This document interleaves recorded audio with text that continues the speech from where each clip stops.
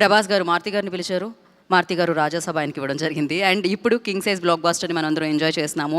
And I request Maruti గారు to speak a few words about the film. Good afternoon everyone. First of all media friends, మొన్న Vimal theatre దగ్గర చాలా డిస్కంఫర్ట్గా feel అయ్యారు.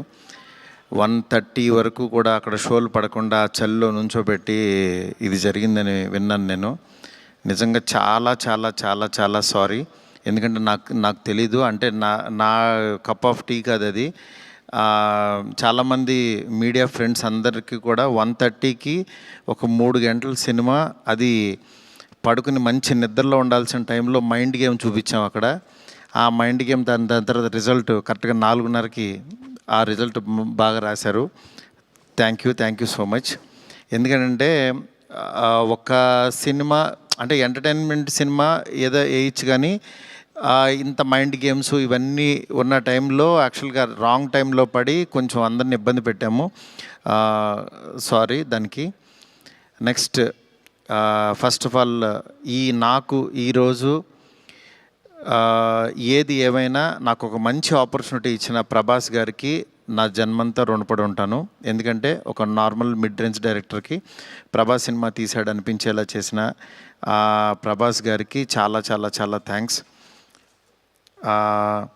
అట్లాగే ఈ సినిమాని 3 సంవత్సరాలు, అంటే ఒక 9 మంత్స్కి ఒక సినిమా తీసే నేను ఒక 3 సంవత్సరాలు చాలా కష్టపడి ఇష్టపడి ఆయనకి నచ్చే విధంగా ఆయన్ని ఇంప్రెస్ చేస్తూ, ఆయన ఎలాంటి ఇది చేస్తే బాగుంటుందో, ఆడియన్స్ ఆయన ఎలా చూడాలనుకుంటున్నారో ఆడియన్స్ ఫీడ్బ్యాక్లు తీసుకుంటూ ఒక ప్రోడక్ట్ చేయడం జరిగింది.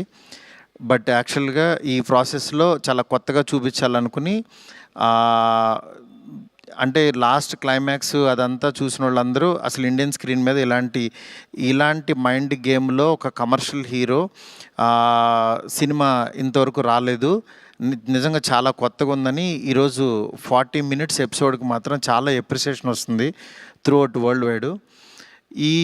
ఈ దీంట్లో అందరూ అంటే ప్రభాస్ గారిని పెట్టుకుని నేను కూడా సింపుల్గా కమర్షియల్ సినిమా రాసేయచ్చు, చేసేయచ్చు, చాలా ఈజీగా అయిపోతుంది. కానీ ఆయన కూడా ఇలాంటి కథని కొత్తగా చెప్పాలి, ఆడియన్స్కి తీసుకెళ్ళాలి, కొత్త సినిమాలు పెద్ద హీరోలు చేయాలని ఆయన సంకల్పంతో డెఫినెట్గా ఈ సినిమాని మీ ముందుకు తీసుకురావడం జరిగింది.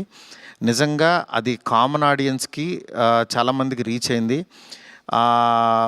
నెక్స్ట్ రిజల్ట్ అనేది వెంటనే ఇప్పుడే 1 డేలోనే డిసైడ్ అయ్యి, ఒక షోలోనే డిసైడ్ అయ్యి అనేసుకోవటం కరెక్ట్ కాదు.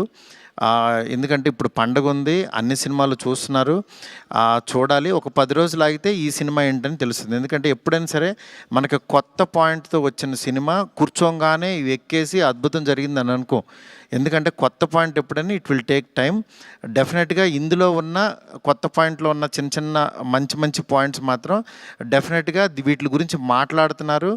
ఈ ఎపిసోడ్ ఇలాగని చాలా కొంతమంది ఇంటలెక్చువల్ పీపుల్ కొంతమంది మాట్లాడుతున్నారు, అర్థం కాని వాళ్ళు తిడుతున్నారు, ఇట్లా రకరకాల ఇవన్నీ వస్తున్నాయి.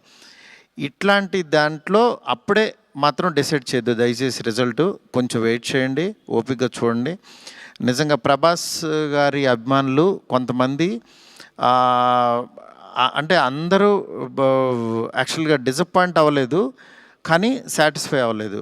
బికాజ్ మేము ట్రైలర్లో ప్రభాస్ గారిని చూపించాం, ఏది ఓల్డ్ గెటప్ చూపించాము, ఇట్లా రాక్షసుణ్ణి అనేది చూపించాము, ఆయన యాటిట్యూడు, ఆయన స్వాగు, ఇవంతా ఆయన్ని ఎక్కువ పరిచయం చేసాం.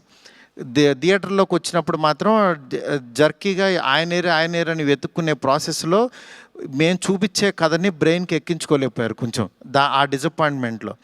అందుకని నిన్న ఈవినింగు ప్రభాస్ గారి అభిమానులు చాలామంది ప్రెసిడెంట్స్ కూడా మాట్లాడారు నాతో, అన్న బాగా తీసామన్న సినిమా, ఆ ఓల్డ్ గెటప్ ఏమైందన్నా అది వస్తే కనుక మాకు చాలా హ్యాపీగా ఉంటుందని చాలామంది అభిమానులు మాట్లాడారు.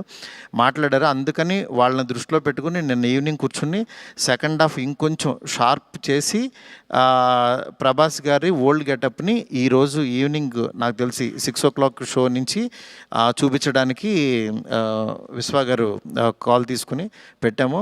ఆయన ఎపిసోడు డెఫినెట్గా మైండ్ బ్లోయింగ్ ఉంటుంది. ఎందుకంటే చాలా కష్టపడి డబ్బులు ఆయన కష్టపడి చాలా తీసిన ఎపిసోడ్. ఎందుకంటే ఒక క్వాడ్ దీంట్లో రూఫ్లో ఫైట్ జరగటం అంటే ఇంతవరకు ఎప్పుడు రాలా. ఆ రూఫ్లో ఫైట్ వెళ్ళి ఆ ఫైట్ కావాల్సిన లీడు ఇదంతా నియర్ బై ఒక 8 minutes ఎపిసోడ్ ఉంటుంది, 8 to 9 minutes ఎపిసోడ్. డెఫినెట్గా ఆయన స్వాగ్ని మీరందరూ ఎంజాయ్ చేయబోతున్నారు ఇవాళ నుంచి. అలాగే ఎక్కడైతే లెంత్ అని కొంచెం ల్యాగ్ అని ఫీల్ అయ్యారో కొన్ని సందర్భాల్లో అవి కూడా షార్ప్ చేసి ఈరోజు ఈవినింగ్ నుంచి కొత్త ప్రభాస్ గారిని, మళ్ళీ రియల్ రాజాసాబ్ అని ఫీల్ అయిన ప్రభాస్ గారిని మేము చూపించబోతున్నాం. దీంతో డెఫినెట్గా సాటిస్ఫై అవుతారు అనుకుంటున్నాను.